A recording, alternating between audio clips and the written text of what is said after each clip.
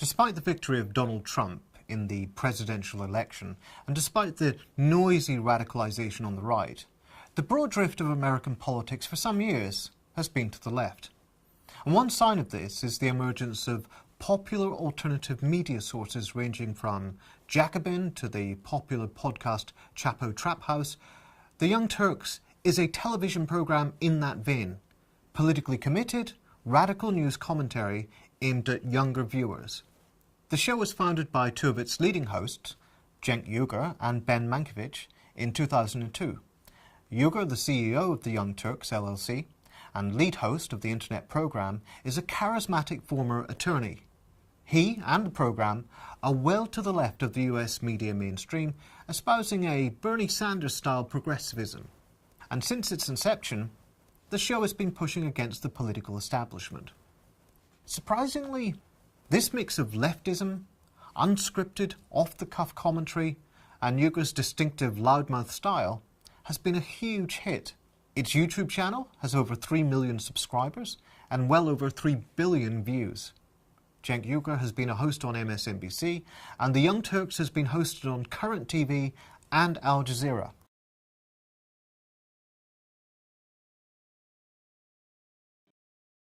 When a star quarterback of an American football team refused to stand for the national anthem at a game in August this year, the news went global. American football player Colin Kaepernick refuses to stand for the anthem, reads the BBC News headline. It quotes him, "I'm not going to stand up to show pride in a flag for a country that oppresses black people and people of colour." The report goes on, Kaepernick has been outspoken on social media about race relations and is a supporter of the Black Lives Matter movement.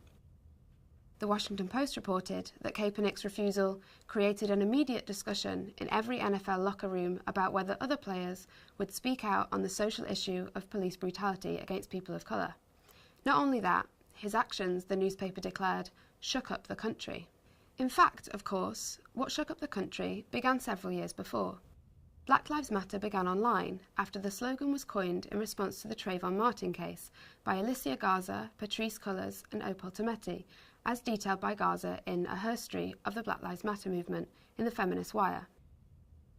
Trayvon Martin, an unarmed 17-year-old, was fatally shot in the chest by local neighbourhood watch volunteer George Zimmerman in Florida in 2012, as Trayvon returned from buying himself a packet of Skittles and an iced tea, as reported by the New York Times. Zimmerman was arrested 6 weeks later, but only after civil rights leaders championed the case and demonstrators, many wearing hoodies, marched in Sanford, Miami and elsewhere to demand action. At his trial a year later, Zimmerman was found not guilty of murder and acquitted of manslaughter after claiming he acted in self-defense based on the controversial Stand Your Ground laws. The verdict was so blatant in its disregard for black life that it set in motion what would become the most sustained and militant social movement America has seen in a generation.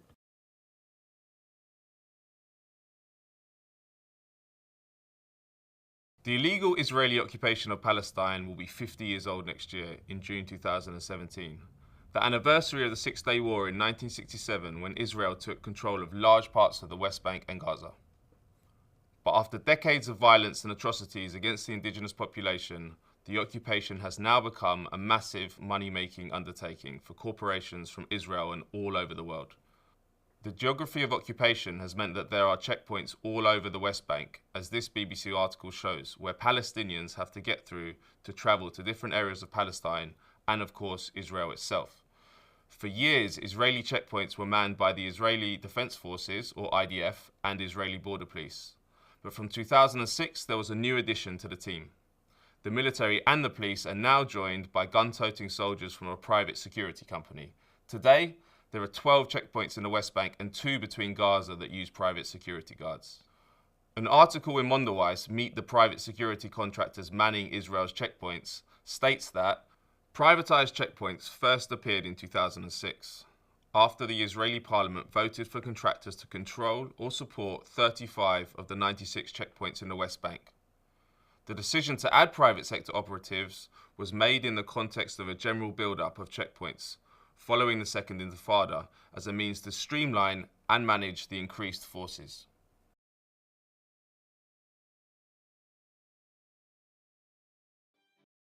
Fake news is on the agenda of every major global news organization. In the aftermath of the US presidential election, many people highlighted the role of fake news in helping to sustain the momentum of right-wing populism that brought Trump to power. These anti-information farms, which systematically deceive people, are not always directly political. Fake news can refer to websites deliberately set up to produce false headlines about celebrities dying or politicians resigning in order to get advertising revenue. It can refer to satirical pieces that are taken too literally. And it can refer to random tweets that go viral because they support the agenda of right-wing websites like Breitbart. A CNN opinion piece warns that fake news is proliferating, is often shared more than real news is, and is harmful. Many untrue stories are believed by the people who post them. Foreign Affairs claimed that during the presidential election, there was a flood of counterfeit posts from fake news sites on social media which were nearly indistinguishable from authentic coin and remain so even in the face of skeptical but impatient fact-checking.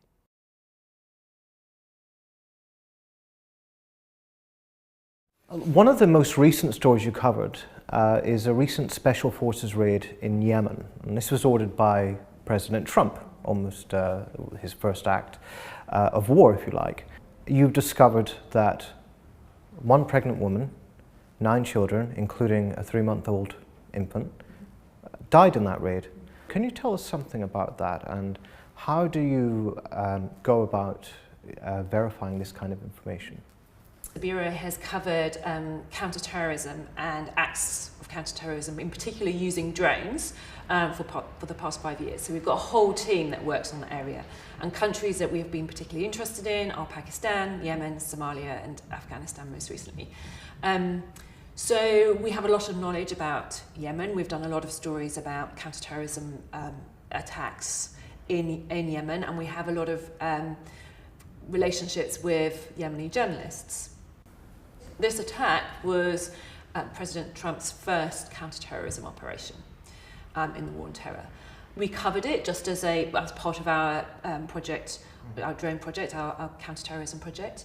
And one of the things that we've done a lot of is we've actually gone out of our way to try and name people that are killed in these attacks. So, you know, with the work of a very, very brave local journalist, we were able to speak to people, that, you know, the local people, the local villagers, who were able to provide photographs, identity, names, some identification, and then we went through a whole rigorous process of trying to verify that. And you know, subsequently, a couple of days ago, the White House basically said we don't dispute the findings of the Bureau of Investigative Journalism. So.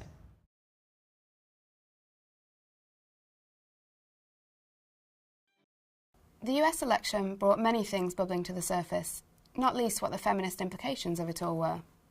One Slate article lamented, instead of the year that the highest glass ceiling shattered, 2016 might go down as the year the feminist bubble burst.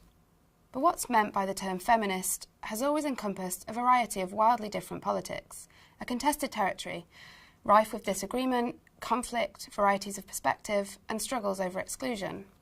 One of the major schisms of the current moment is that between neoliberal feminism, what might also be referred to as corporate feminism or lean-in feminism, as coined by billionaire Sheryl Sandberg, and its feminist critics.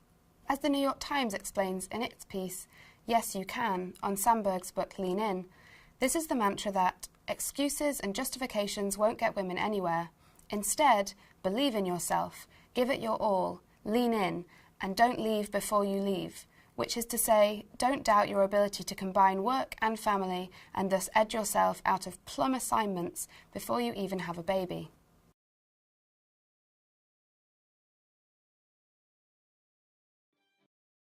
The British general election, whatever the outcome, has been one of the most unpredictable and surprising in recent years. The Conservatives, led by Theresa May, called the snap election when they had a 20% lead in the polls. Labour, led by Jeremy Corbyn, was languishing at close to 25%.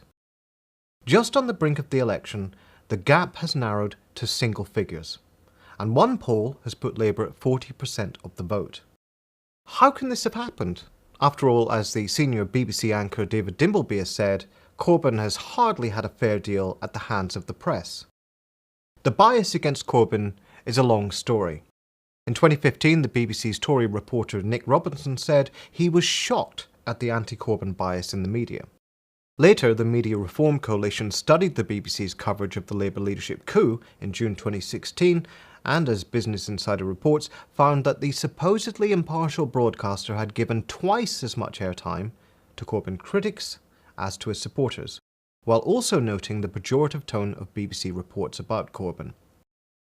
The BBC's political editor, Laura Kuenssberg, had been found by the BBC Trust to have seriously misrepresented Corbyn's opposition to shoot-to-kill policies, depicting it as an answer to whether he would be happy for police to pull the trigger in the event of a Paris-style attack.